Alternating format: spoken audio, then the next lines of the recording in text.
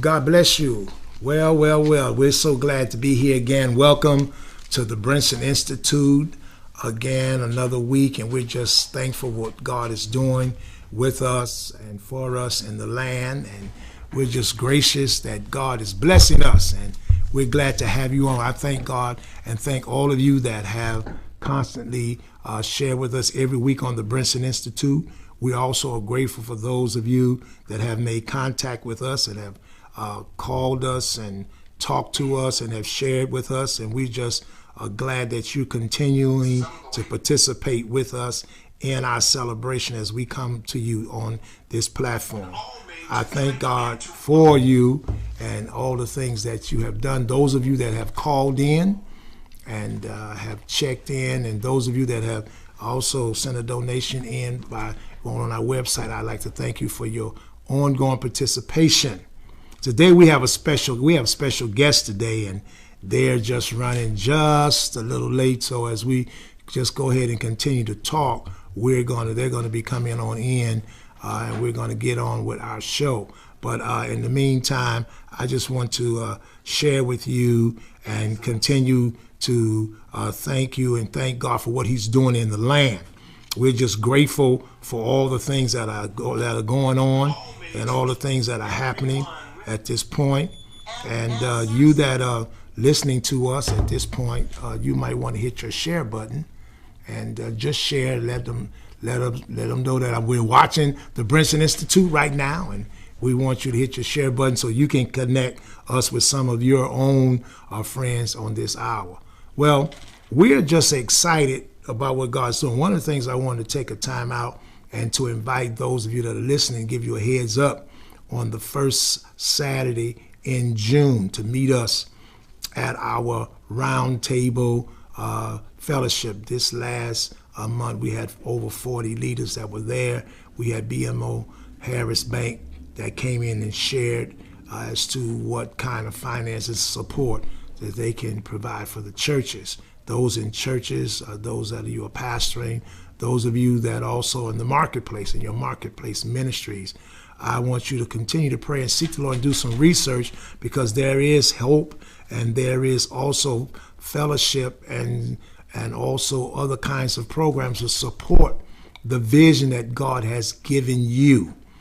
And so we want to continue to be that networking arm to help you find those support groups and finances, and also supplemental income providers and also program providers to help celebrate in what God has given you as far as vision is concerned.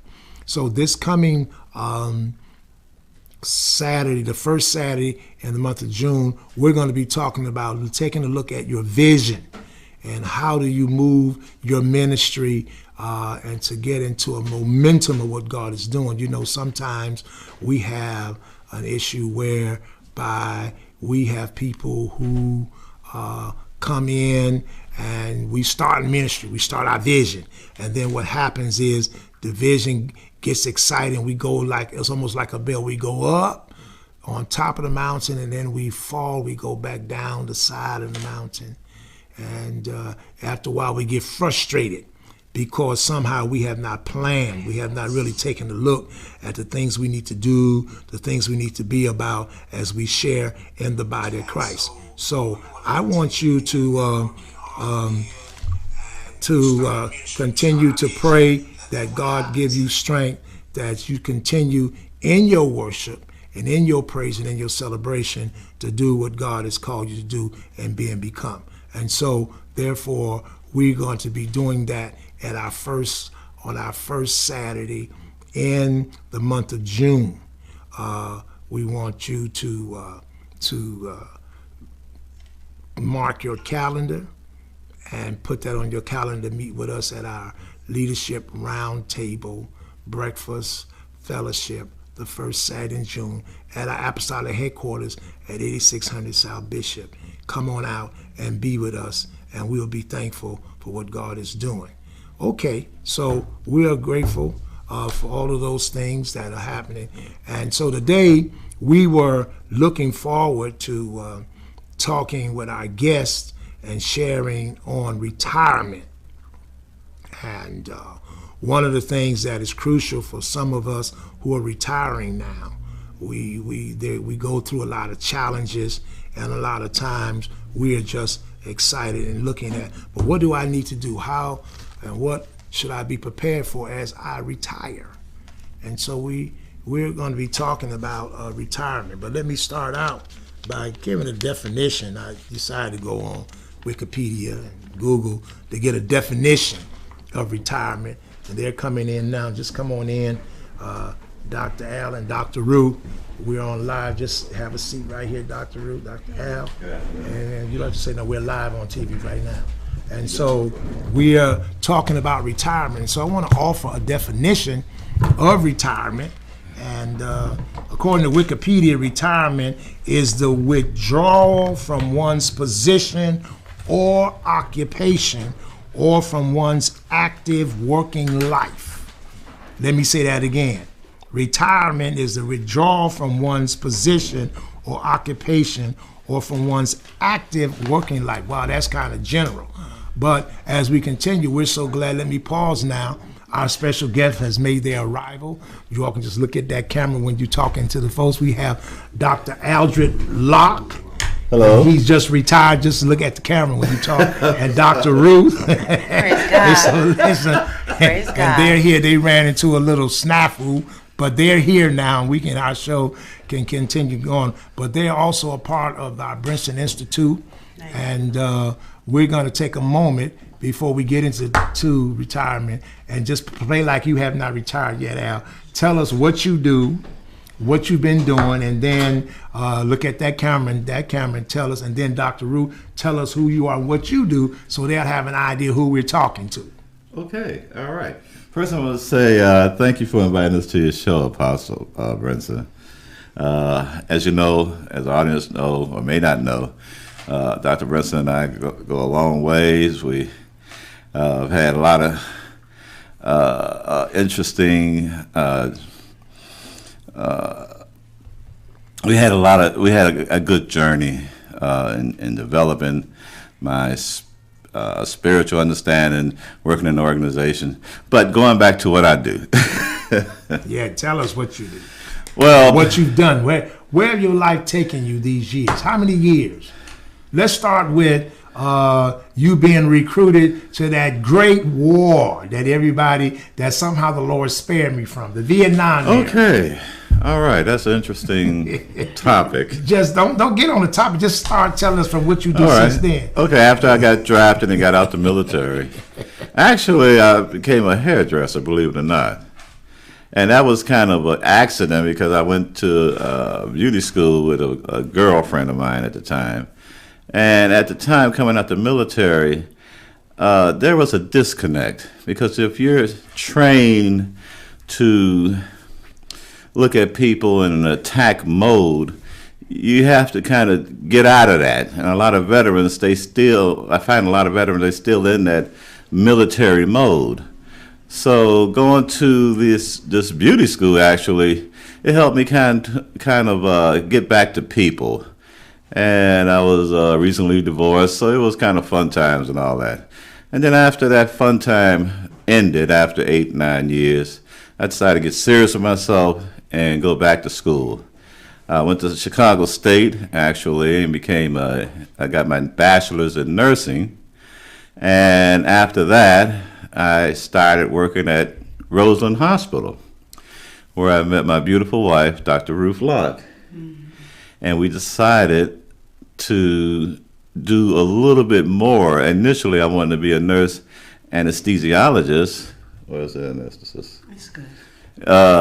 And that didn't really pan out. But I had some back issues from the military.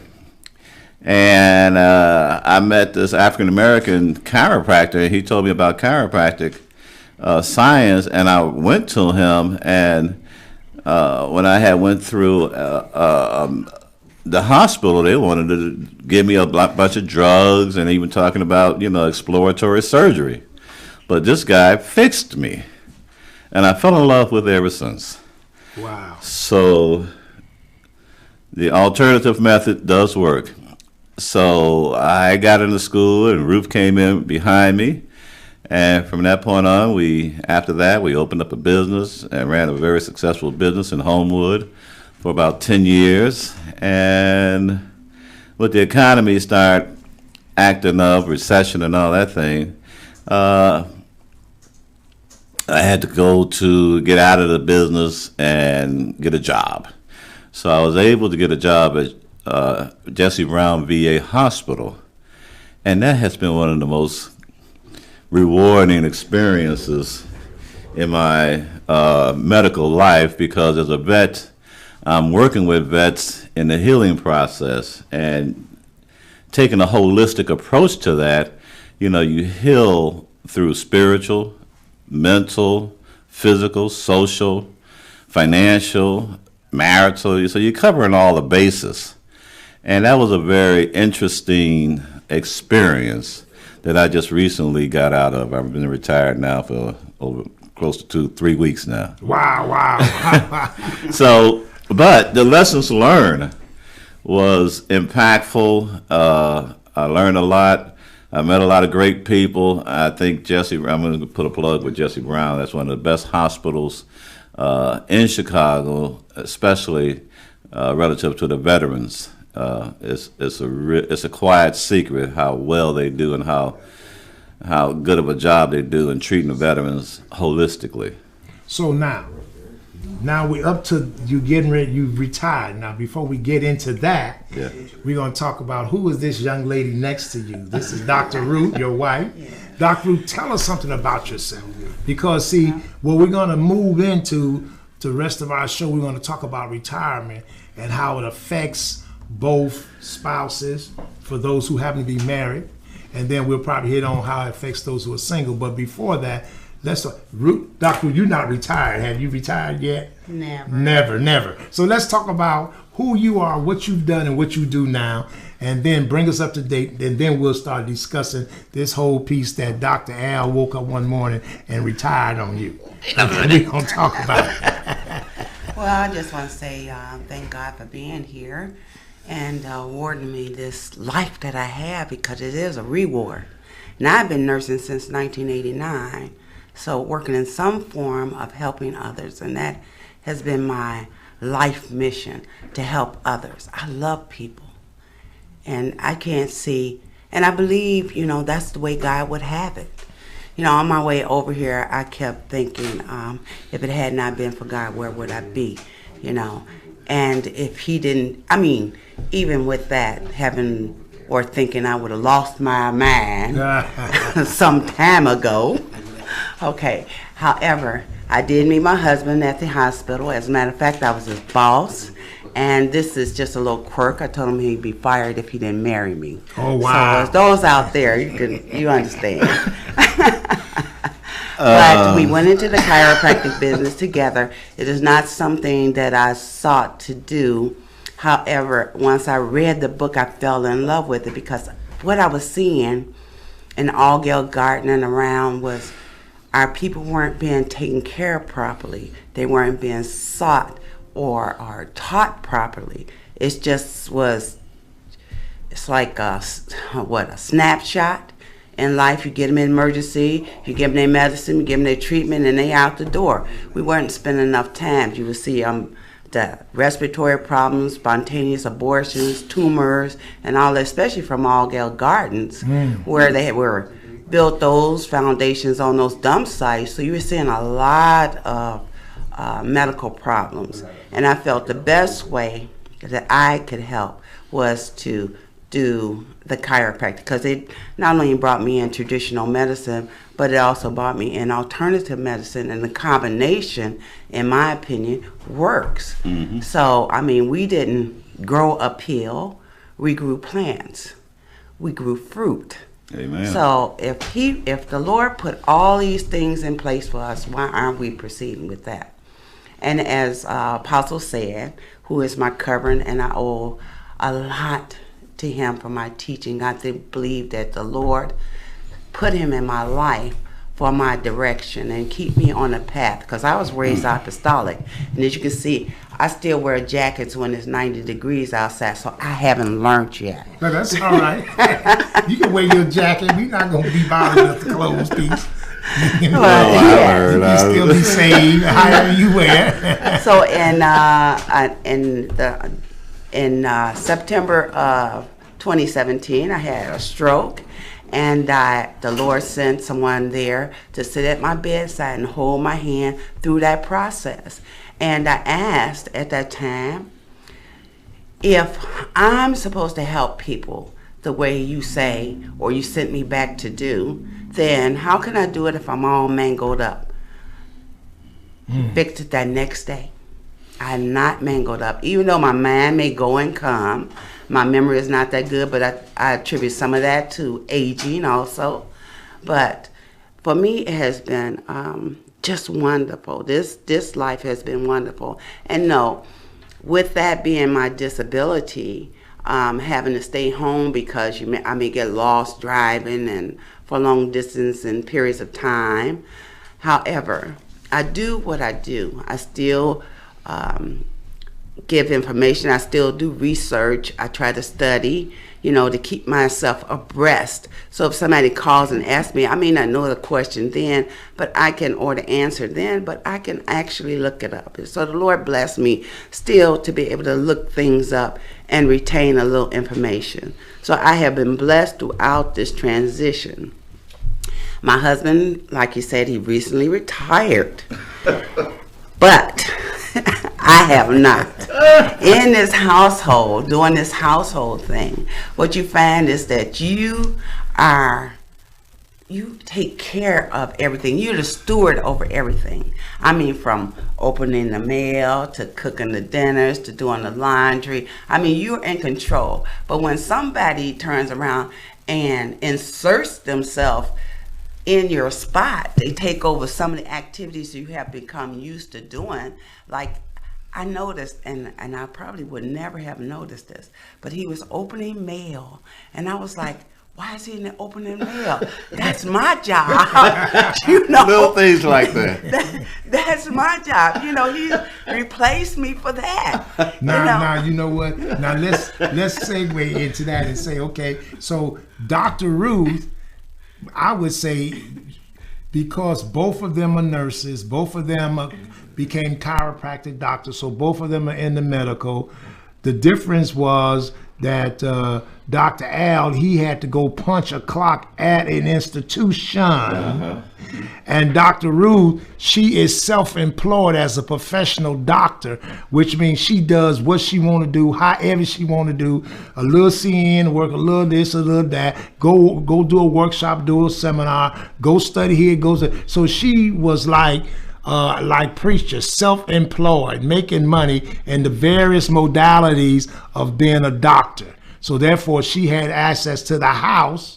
And then your mom, your caretaking mom too. So that means you was home more so than him. Now, when did you see him at home? What time he come home? 7 o'clock in the 6 o'clock in the evening. What time he leave? At 7. 6 or 7 in the morning. So now I'm gonna let you go back to your story. I just wanted to kind of set the stage of this story of here's a person who get up early in the morning, say your bag, because he's going to punch a clock. Because his retirement was punching a clock. And then, so the question is, because people retire from different ways. So Al retired from punching a clock, whatever that is. He gonna talk about that. The wife, she's not retired because the kind of job she do, I don't know if she'll ever retire. So now she was then, as she said, because she told me the story about, and I finished the story about little things like the mail and this. So he's at home now. He don't punch the clock. Right. So how did that affect the atmosphere of you being the queen of the house? That's right. He's taking over some of my duties. We're still adjusting, I'm going to tell you. We are. And you notice, because they're gone most of the day, it's things that you think you know about your mate. I don't care how many years you've been married, but there's things that you think you know, and then when they're home all day with you, you discover that there are things that you never knew. You know, getting over. I got to sleep in. I got to take this nap during the day. You know, or I'm gonna mess up this and I'm not gonna pick up that when it's already done throughout the day. I don't even have to worry about any of those things until they get in. So I had to get reacquainted to my house. Okay, so look at that camera. So I had to get acquainted to my house and the structure of the house.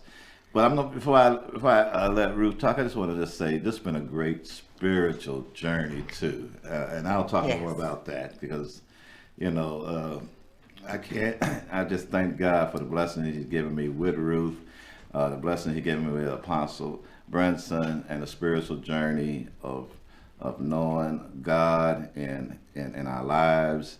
And a healing, to be healed and be a healer. That's a very big thing. So I'm going to turn it back over to Ruth. All right, he turned it back over. Wonderful. So now let me just be a little advocate at this point.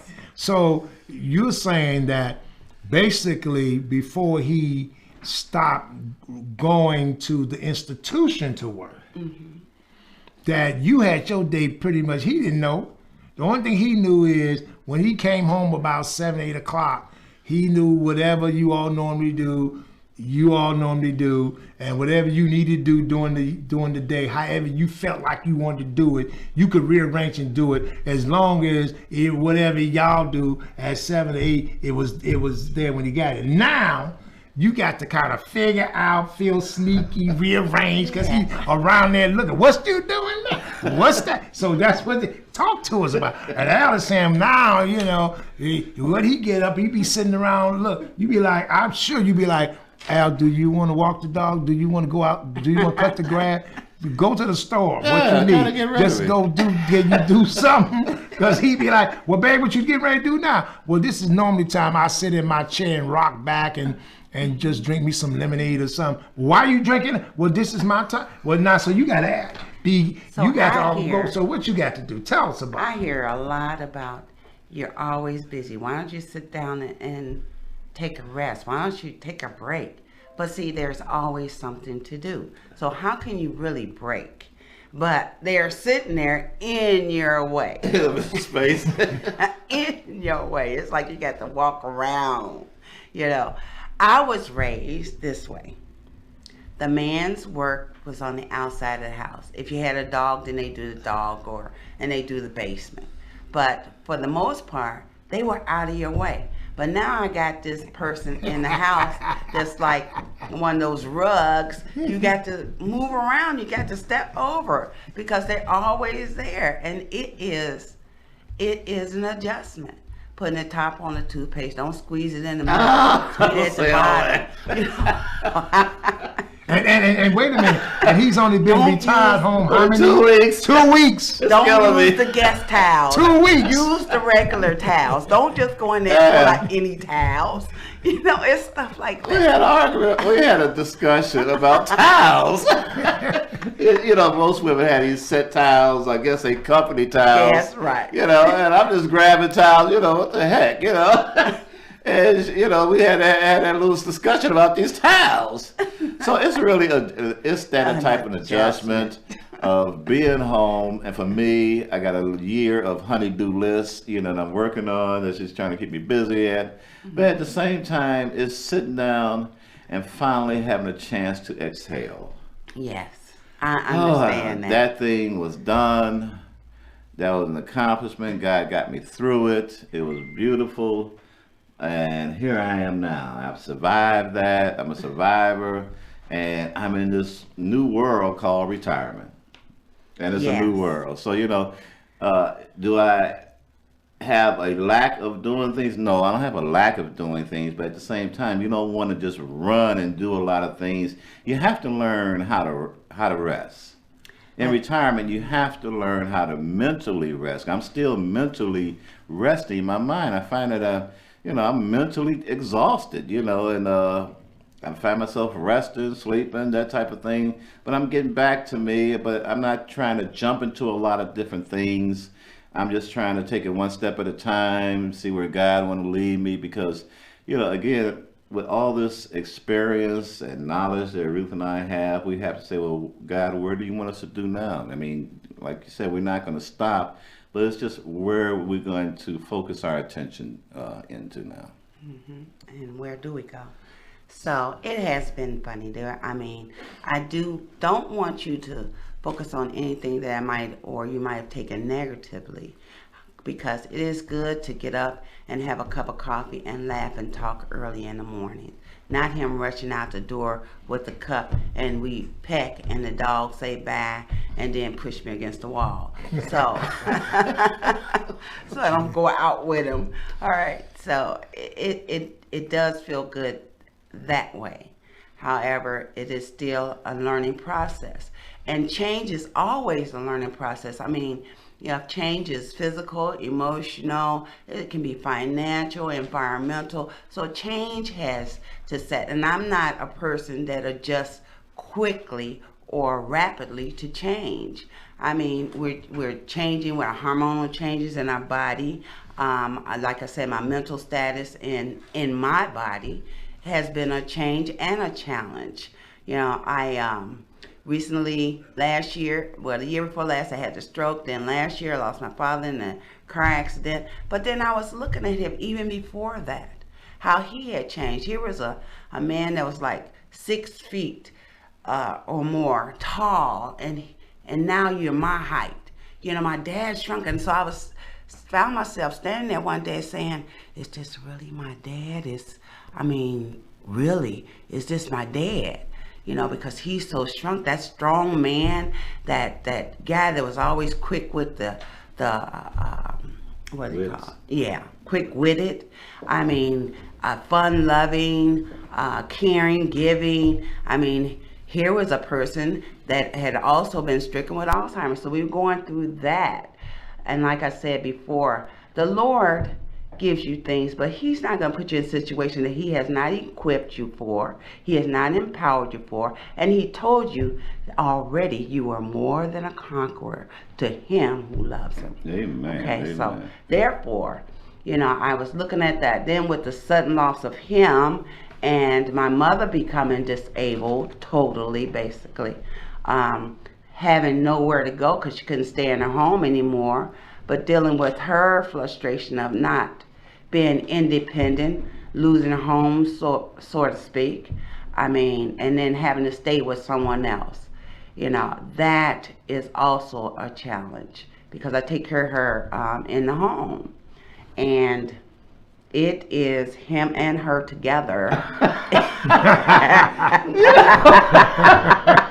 Yeah.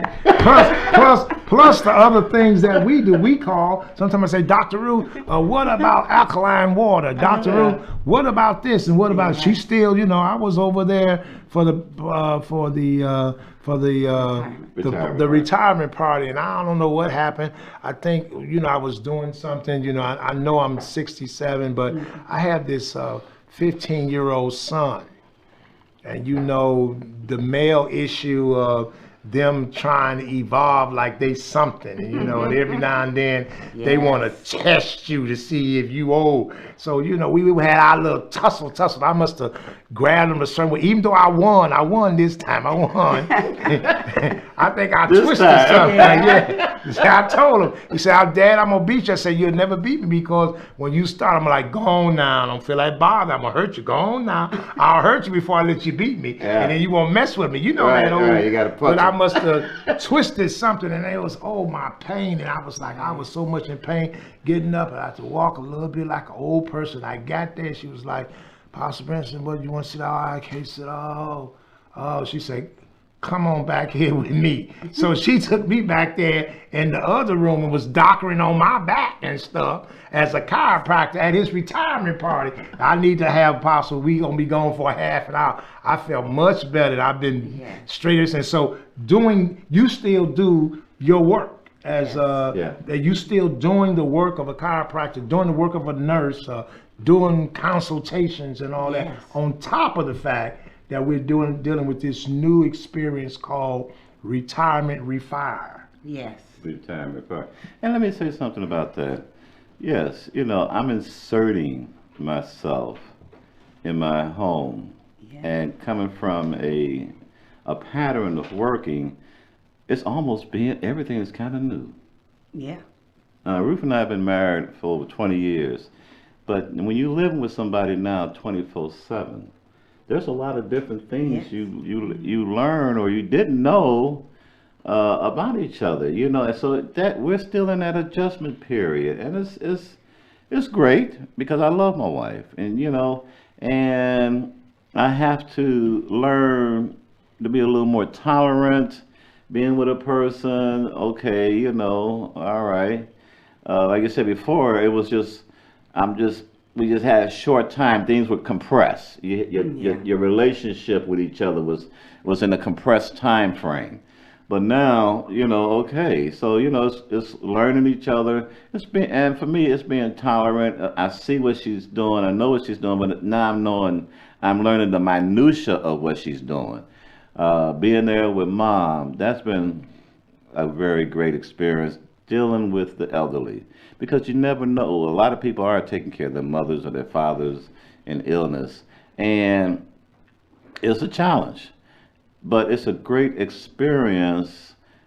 She's talking, she's able to communicate and everything, and we have a lot of evenings where we're laughing and talking and just having a lot of fun, and praying and talking about God. We try to take her to church every now and then when she's able to. But I find myself that I'm the minister in the house. I have to minister to her. And it's great, but it's, you know, that's one of the challenges, you know, that I'm dealing with. Also, with the family. Ruth have a big family. 166. It's 166 grandkids? Family. Family Total members. clan. Yeah, a clan is 166.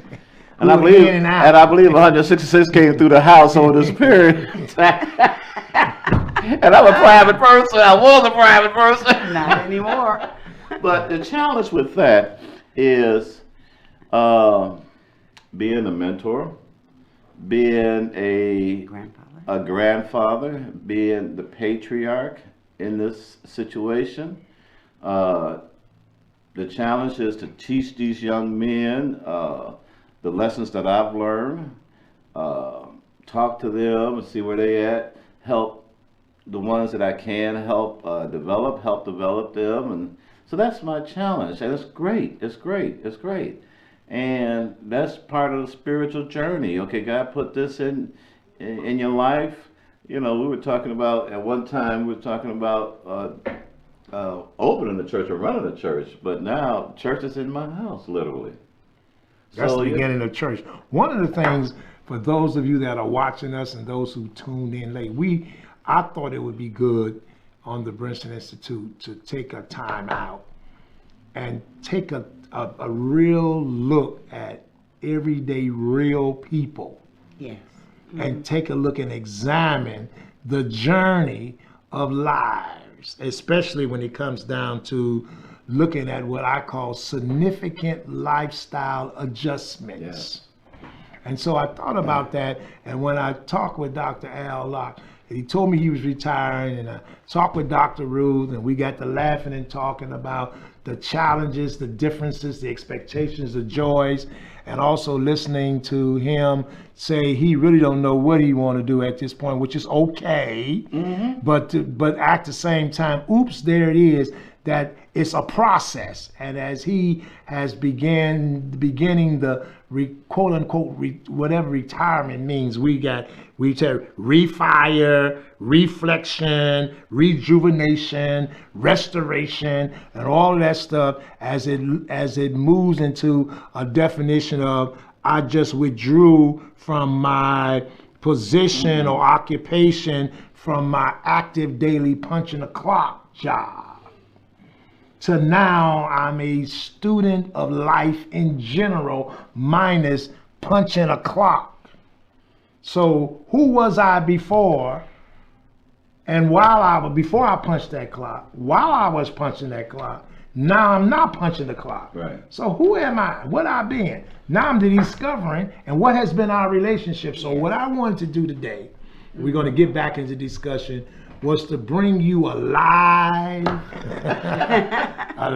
discussion of some of us who are baby boomers you that are Generation X's and Millennials and Generation G's, this new Generation G's, that they say the Generation G is from 13 to 23. Now, here's some live people. What should you expect? What should you think about? What are some of the kinds of real live stories that you can take away? And what are some of the takeaways of two individuals who's been married for a while, been doctors and working over 30 years in the profession, and one punched the clock, the other one is a freelance, whatever, and now both of them are caretakers and they still love God, and life now is coming to them in a significant adjustment called process at this time and age. And so that's why I want to break away from talking about Elijah. You know, we've been talking about Elijah. For those who've been watching us, we'll pick up Elijah and the biblical character next week, but we thought we would segue from Elijah, the prophet Elijah in the Bible, and go to some real live brothers and sisters in the faith and just laugh and talk about this whole concept of retirement, refinement. Well, let me just mention this. And you say, okay, what do you do? Well, first, I put it in the hands of God. I'm praying every day, God, what is it you want me to do? I've had a ministry working at Jesse Brown. We all have different ministries. My ministry was helping a lot of veterans, male and female, predominantly male, get through their crisis, and predominantly PTSD. I mean, you'd ask, we was doing the physical say something about some of our people. Since you're medical, we're all intellectual. When we say PTSD, y'all think that might be a ice cream or a piece of fruit. Let me so explain to PTSD what that is to some of those who are watching us. Dr. Locke. All right. PTSD is post-traumatic trauma disorder. Stress disorder. I'm sorry. Yeah, trauma though. Yeah, we got about 20 minutes. So and it's trauma. And I want to do something with that, because being in that situation and dealing and understanding the process of healing through PTSD and dealing with veterans that has various degrees of PTSD, from light problems, lightweight problems, to very chronic and extreme problems. Well, I was able to work with that and examine that and understand that and find out how I can be part of that healing process. So that in itself was very valuable. And it's very valuable in terms of bringing it out here to the streets. I was talking to Apostle Brinson and in his organization. I'm going to be working. I feel like that's one of my strengths, and I want to start working in the organization with the PTSD healing.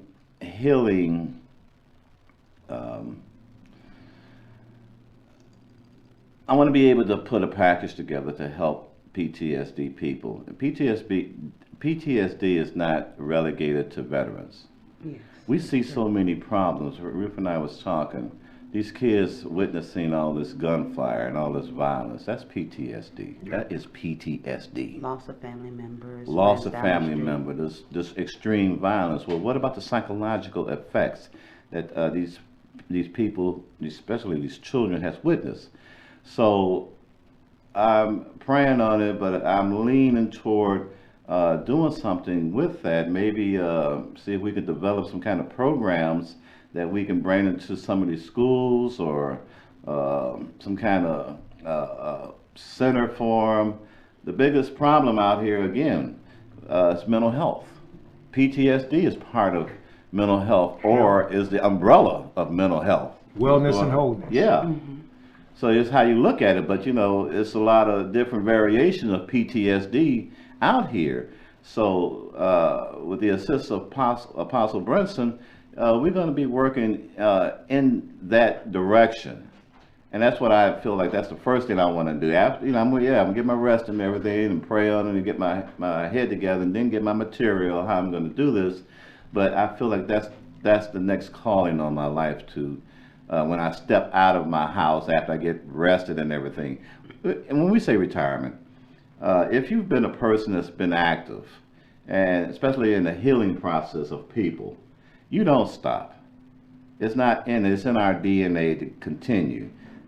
We've been to Africa to learn different healing modalities and techniques, and what do they do and how do they do things, and understanding what roots and plants they use. And we're going to continue doing that and bring that on the table. So it's a different holistic approach we're going to bring, and bringing in our experience of being nurses, chiropractors, have traveled to Africa 3 times, and got the knowledge from that to bring that into the healing idea, the healing philosophy, and it works. Let me just say that. Let me just back up and say it works. I've used I had to not only being in the hospital and helping people and learning, but I was able to try different or adjust what they have and adjust it to the situation, because one size don't fit all. And especially dealing with African Americans, we have to kind of adjust things, because our experiences with some of us is very, very, very unique. Well, now, you know what? Dr. Ruth, say something about this, because one of the things that we're excited about is because Hope Outreach Ministries, Inc., we have a division. We have 10, 12 divisions, 10, now 12 divisions. One of our divisions is our Wellness Institute.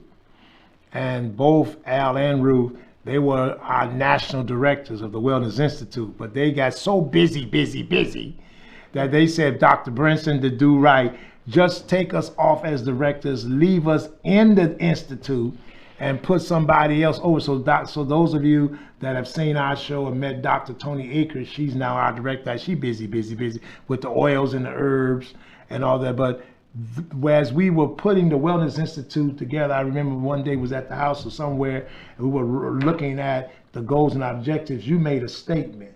Mm-hmm. You talked about optimal states of wellness and wholeness, that everybody's state is different. Say something about that, because what Dr. Al is saying is that we look at wellness and wholeness, but everybody sometimes will do it like I've done it. So for us, define what is optimal state of wellness. What is that? Look at the camera. Optimal state. Tell them, what did that mean? Well, the optimal state, not everyone can reach the state that I may be in, or Dr. Al may be in, or Dr. Brinson. Everybody has their own state of wellness. And that's why it's so important to individualize treatment modalities, because we are not made up the same. Where I may heal at a faster, and you know for yourself, the older we get, the slower we heal, okay? Or the slower effect takes place. All right, it shows up in our daily lives. So therefore, I can't expect that what I'm going to do to you, you're going to run that 10-mile marathon. That's not going to happen. All right. So therefore, you may have been running 30 miles, but now your optimum state has decreased. Okay, but we want you to stay there. And then the important thing, I believe, in therapy is establishing first a contract, what it is that they want out of, what is their goal, what do they want out of this therapy, and are they willing or committed to making that happen? Okay, because you can do all you can do. I had a patient once that I was treating, well, she had mad cow's disease also, but we got rid of that. But she had all these abnormal moles and warts and tumors that came onto her body. Well, we got rid of all of that. We backed it all the way down. And what we found out is that many times we're not able to take certain medications or certain treatment modalities. However, because of this person's vanity, they went and put more medication in their body, and the body began to develop those tumors, warts, and moles again. And it took us a long time to work out of it. But I said to them, we worked awfully hard. You already know what to do. We're not going to do what we've done before. You need to begin this work yourself, because it took us years to get her, a year and a half to get her where her system was totally clear of all of that had been poisoning her body. So therefore, when we talk about optimal states of wellness, that means one is not a cookie here. Well, I took 4 vitamins over here and 2 oranges and an apple over here. Come to my clinic. And, you know, one of the things that I like about what we're talking about and what we do is we always segue, because I know I got some, hallelujah, some church folk out there. But guess what? Jesus applied optimal states of wellness. It's in the Bible. There's nothing new under the sun. I'll tell you a story of Jesus using his healing powers, because, you know, according to the text, Jesus, he healed the sick, cleansed the leper, raised the dead, people come and heal the blind. Now here's a time when Jesus was sensitive to what we're now called optimal states of wellness. Remember the man that was at the pool of Bethesda. Now the process of the pool was, it was a pool where halt, lame, and blind folks was sitting waiting for the movement of the water. Remember that? Yeah. And whoever first stepped down was healed. Now that was a modality. Yes. Now, Jesus said, and there was a man that had been sick for 38 years. And he was there, and Jesus knew that he had been there in that state a long time. Now, he didn't say he was there for 38 years. He said he had been sick for 38 years, and Jesus knew that he had been in that present state, needing to be healed, a long time. So Jesus asked him a question. He said, will thou be made whole? So the man, I ain't got nobody to put in the pool. He went to pouting and venting. So Jesus, in the process of a wellness modality, let him vent. Ain't nobody put in the pool, and while I'm coming, somebody else comes. Jesus said, okay, given the fact that you've been there a long time, you frustrated, waiting for the water to be, the institutional manual, reading the manual, when the water, he said, rise, take up your bed and walk. And immediately, that was a psychosomatic issue.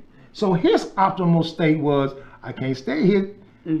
So Jesus readjusted his healing modality. And so what you're saying, and with Dr. Allison, when I'm hearing you all say that in the whole process of healing, as nurses and those who's in ministry, is sensitive that as we look at programs, what we need to do, I have to be sensitive that there are different modalities and different optimal states of wellness, but there are certain groups also, and so I'm looking at doing some things in that area. So that's the reason. Go ahead, Dr. Let me add something to that in my experience dealing with the veteran. Now, a lot of veterans in the healing process, they have a conflict in their religion or spirituality. They have a conflict with God. You know, either, you know, I'm guilty of omission or I'm guilty of commission. I've done things in which I haven't reconciled myself. I'm mad at God because my life got altered. So to approach them, and I am a minister myself, to approach them, sometimes you have to, you know, you have to take a different approach to it. And of course, you got different people who got different, come from different religious backgrounds. So part of my approach is, once we kind of identify the problems, then we have to bring spirituality in this process in some context. Now, you know, they may be mad at their church, or they may be feeling like they lost confidence at this point. But, you know, fundamentally, I ask them, don't you believe in something greater than you, irregardless of the situation? And once they understand that, then we can start building on spiritual healing. And then, you know, they'll find their outlet in their religious beliefs, but we have to address the spiritual nature of the man, because that has scars, that has wounds that hasn't been addressed. You go to the hospital, yes, they got great PTSD courses there, but I find that, you know, they're kind of scared to get too deep in spirituality of a person, because that can be very complex. So within the whole concept of the journey, as ministers of the gospel, we understand that man is tripartite. Yes, it is. He has a body, he has a soul, which is his mind, will, and emotions, and he has a spirit. And so therefore, in Thessalonians, Paul writes, and he says, I wish that that the God of peace sanctify you wholly. Amen. With a W, holy, both spirit, soul, and body. Bring you peace, or shalom. So therefore, we have, and doctors have said, and even with the spiritual roots of disease, that 85% of maladies, a disease is a manifestation of a dis-ease. So the dis-ease of the soul brings about a disease in the body, and a dis-ease of the spirit brings about maladies, or a combination of both. So what you're saying is, Dr. Al, we've got to begin to look at what is the issue with this disease. Is this disease something that was caught because you just human because of that, or are there other situations that are spiritual and or soulish, mental, or are they soulish, dealing with issues of the soul? Because people can be traumatized in their soul. They can have soul hurt and soul trauma, soul ties, soul this. Then others can have effect on spirit. So whatever, if your soul is jacked up, it affects your spirit and your body. If your body is jacked up, it's because of some soul and spiritual issues, if we really deal with it. And if your spirit is messed up, your soul and your body is some things that happen. Because the spirit is the candle of the Lord. The spirit gives you hope. So your spirit gives you hope when your soul can't. That's why a lot of times when people are sick or frustrated, they will jump spiritual. Because their spiritual man is the only thing they have left. Yes. Because their physical man is messed up there, and their mental, soul issue is messed up. So they jump spiritual, and now they mad at God. But you know what? God don't care because you mad at him. Isn't that something? I'll be people, but I'm mad at God. Like God is upset. Like God, his feelings is hurt. Because you mad at him. God say, oh, you mad at me? Oh, that's all right. I love you. In the midst of that, I'm going to send somebody that's going to use, that I can use to help minister to that process, where it be spiritual or mental or physical, because being mad at me is not going to solve the issue, because all your madness, I still love you anyway. Well, a comforter will come. Well, I find that a lot of, when we deal with spiritual issues, we're dealing with a lot of people that have unresolved conflicts with themselves. And just like with a veteran, I've had 60, 70-year-old people, after we've talked over a couple of sessions, break down and cry because they say, I finally have a chance to let this go. Sometimes we've been holding on, especially men, that we don't cry. We got to be this Superman thing, But, you get to a point in your life, especially after retirement, especially after raising kids, you're alone with yourself. And these unresolved issues catches up with you. So I've had a lot of guys who, in my office, would talk to them, and after they feel like they're in a safe environment to release it, they release 60, 70-year-old men crying. I finally have a place and have a chance to let it go. Well, and that's what a lot of guys are dealing with right now. They're holding on to that. And yeah, I can get you a pill and I can get you over here, but we have to fine tune our program so we can be able to touch that guy, so we can bring that out, so we can get to the healing, because you cannot heal unless we deal with these unresolved issues, unless they're able to deal with the unresolved issues. So, Okay. Dr. Ruth, come on, because there's some girls and some females too now, And speaking and on some that children. issue, Come on with it. Come speaking on. on that issue, As a mother we nurture. have a lot of people that want to blame God for the situation that they're in, Yes. when there is not God that has done it. I mean, we have a lot of teaching. He said, my people perish for lack of knowledge. There's so much information out there. Yeah, it is sometimes mingled with falsehoods. That's why it's important to research. All right. However, someone has told you that too much pork hardens the arteries, causes high blood pressure, causes heart disease, can lead to strokes. Now they've said that. So you have one. It's God's fault. Why didn't he save me? No, it's not God's fault. The information was there, okay, already for you to utilize. So a comforter is always sent in advance. There's a warning, there's education, and there's a teacher out there. Now we find also when we're dealing with like unforgiveness or anger, fear, those affect different organ systems within our body. Unforgiveness, definitely heart attack, hypertension. Fear, anger, liver problems. We have to get those things under control. We have to learn from what it is that, or the information that is available to us. And if we're not willing to do that, or we want to stay in the same situation, then it's not God's fault. He said if we were obedient, he would not allow us to suffer the diseases of the heathens. And jealousy rots the bone. Definitely. So a lot of your bone issues is from you jealous. Cancer also has something to do with unforgiveness. Well, cancer affects, stress will lead to that because we don't let go of things. The real thing that I learned from having this stroke was that I didn't take care of me. I want to take care of the world, but you got to how can you take care of anybody else if you're not taking care of you? You're not going to be here long. So you must take care of you. And that's not selfish to love you. Lord, love you too. Now, Dr. Ruth, you said something, and we got about 2 minutes. You said that when I called you and Alan told me that you had a stroke, you said something that was crucial. You said your body told you and you didn't listen. We'll talk about that. Your body, the comforter told you, said, no, next week I'm already. Your body said, okay. The thing, I had this issue.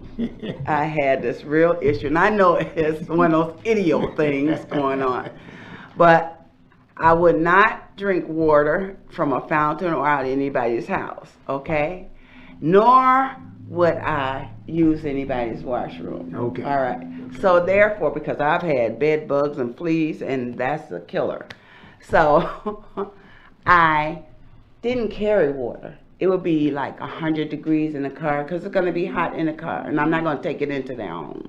So it'd be 100 degrees in that car, and I get in there, and I would still drive, okay, and go get some water somewhere. This particular day, it was so hot that day. When I got to the first home, I knew I was in trouble when I was leaving the house because I was so tired. I was like, something's just not right. I got to the next house, and I noticed that I had started speaking funny. And so I asked the patient, I said, do I sound all right to you? And he said, this is what the patient said. He said, you know how you sound. So I'm trying to not have this. But I had this idea that something was wrong. Then I went and drove home. And see, the Lord I can't say I did it by myself because the Lord brought me home. Because I could no longer distinguish spaces. How far am I away or how close am I to a car? So I just, it was there. I said I could sleep it away, just like anything else. If I go to sleep, it'll go away. So you see what I'm saying? She had a chance to get that water, but she didn't. Thank you. Well, our time is up. Wow. We're so glad for Dr. Al and Dr. Ruth.